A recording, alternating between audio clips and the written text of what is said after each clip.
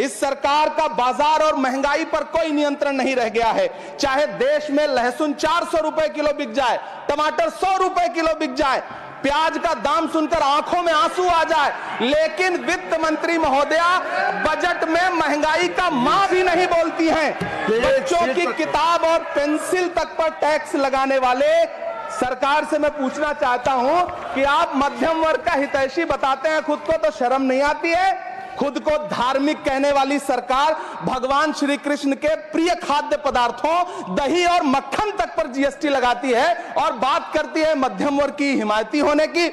जिंदा रहते हुए जनता से हर चीज पर टैक्स वसूलने वाली यह सरकार कम से कम मरने पर तो लोगों को बख्श देती, लेकिन नहीं, वहां भी लूटना है। अंतिम संस्कार के सामान, अगरबत्ती, धूप बत्ती, केवड़ा जल, चंदन पाउडर, जौ, बताशा, काला तिल, पंचरत्न, कपूर और कफन तक पर टैक्स लेने वाली यह सरकार किस मुंह से खुद को मध्यम वर्ग का हितैषी बताती है? कौन सी संतुष्टि, किसकी संतुष्टि? कदम कदम पर टैक्स देकर लुटने वाली जनता की, या फिर जनता से टैक्स वसूल करके धन्ना सेठों का खजाना भरने वाली सरकार की? किसकी संतुष्टि? सभापति महोदय, 18 अगस्त 2015 आरा का बिहार का ऐतिहासिक मैदान, सजा हुआ मंच, हजारों की भीड़ और सामने खड़े हुए देश के प्रधानमंत्री का भाषण। बिहार के भाइयों बहनों, आज मैं बिहार के लिए पैकेज की घोषणा कर रहा हूं। 50,000 करोड़ कर दूं कि ज्यादा कर दूं? अखिलेश भाई, 60,000 करोड़ कर दूं कि ज्यादा कर दूं? 70,000 करोड़ कर दूं कि ज्यादा कर दूं? 80,000 करोड़ कर दूं कि ज्यादा कर दूं? चलो, मैं बिहार को 1.25 लाख करोड़ का पैकेज दे रहा हूं। 10 साल हो गए सभापति महोदय, वही ढाक के 3 पात। बिहार आज भी विकास की बाट जो रहा है। भाषण आज भी प्रधानमंत्री जी के यूट्यूब चैनल पर सुना जा सकता है। जो झूठ बोल के करता है मुतमईन सबको, वो झूठ बोल के खुद मुतमईन नहीं होता।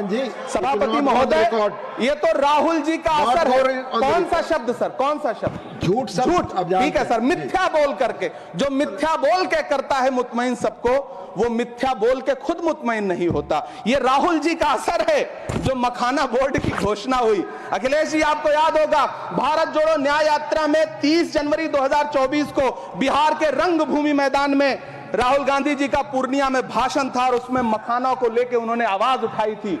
ये उनका असर है कि आपको मखाना बोर्ड बनाना पड़ा, वरना तो आप मैखाना बोर्ड बनाने वाले लोग हैं। सभापति महोदय, बिहार को झूठे पैकेज और चुनावी दिलासे देना बंद करिए। आज भी जब कोसी में बाढ़ आती है तो पूरा सीमांचल बर्बाद हो जाता है। मैंने उस तबाही को अपनी आंखों से देखा है। 2016-17 की बाढ़ में अपने इन्हीं हाथों से राहत सामग्री बांटी है मैंने। अगर सच में बिहार के लिए कुछ करना चाहते हैं तो बिहार को बाढ़ से बचाने का प्रबंध करिए। पूर्णिया एयरपोर्ट 10 साल से बाट जो रहा है, घोषणा 2014 में हुई, बन के आज तक तैयार नहीं हुआ। अलीगढ़ मुस्लिम विश्वविद्यालय का किशनगंज सेंटर बजट के अभाव में दम तोड़ता जा रहा है। मैंने पिछले बजट सत्र में भी आवाज उठाई थी। आज फिर वित्त मंत्री जी से अनुरोध करना चाहता हूं, दामन फैला करके, कि अलीगढ़ मुस्लिम विश्वविद्यालय का किशनगंज सेंटर बन जाने दीजिए। आखिर कौन सी नफरत है?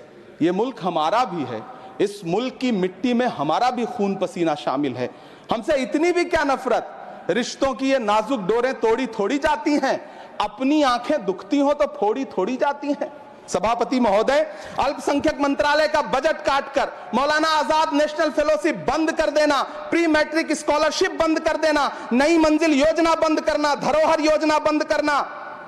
2024-25 के बजट में माइनॉरिटी मिनिस्ट्री के लिए 3,183 करोड़ रुपए की घोषणा हुई, लेकिन देश को हैरत होगी कि बाद में समीक्षा करके लगभग आधा कर दिया गया, 1,868 करोड़ रुपए। मुझे सरकार से पूछना है कि कौन संतुष्ट हुआ? इस देश का अल्पसंख्यक संतुष्ट हुआ या आप संतुष्ट हुए? किसका संतुष्टिकरण? सभापति महोदय, मैं प्रधानमंत्री जी से कहना चाहता हूं कि आप ही ने 1 मार्च 2018 को किंग अब्दुल्ला को, जॉर्डन के किंग अब्दुल्ला को मेहमान बना करके इसी दिल्ली में एक कॉन्फ्रेंस में कहा था कि मैं मुसलमानों के एक हाथ में कंप्यूटर और दूसरे हाथ में कुरान देना चाहता हूं। कंप्यूटर देने की बात तो छोड़िए, पढ़ाई के लिए जो स्कॉलरशिप मिल रही थी उसको भी छीन लिया आपने।